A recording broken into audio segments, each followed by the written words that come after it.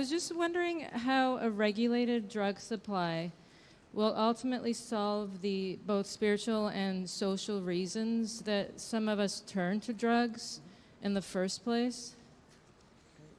Karen Ward, would you like to? I think that's a really good. First of all, one of the necessary motivations for safe supply, first of all, is because it is the most direct and will be the most effective poverty reduction intervention imaginable in the neighborhood, in the province, in the city, in the country.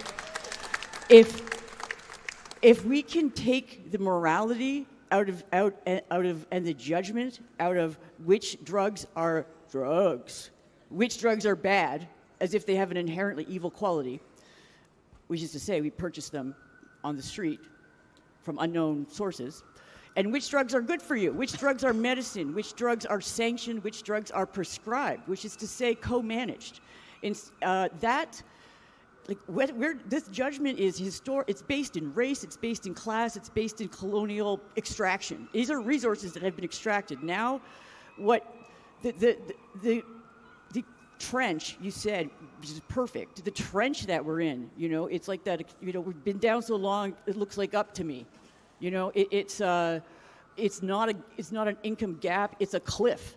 It's not a slope, it's a chasm. The way that people have adapted to survive it's like a grind, it's a constant assault on your basic humanity and dignity. This doesn't make anything better.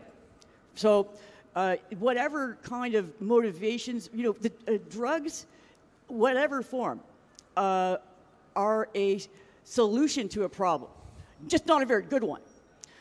There's always another way that's much more difficult to get at those problems, and those are often individual. But what we're dealing with right now is structural, social, and ultimately political.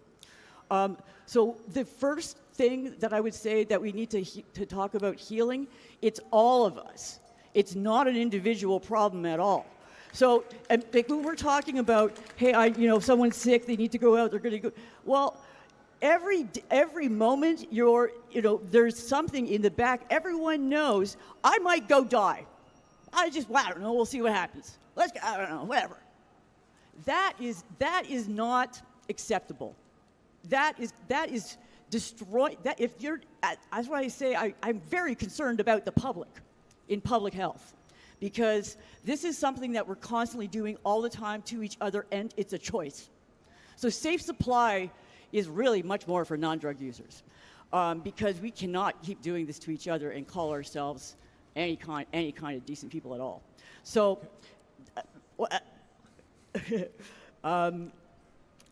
drugs won't say, whether it's aspirin or whether it's whatever it is. These are adaptations to the human condition. The human condition is pretty rough, obviously.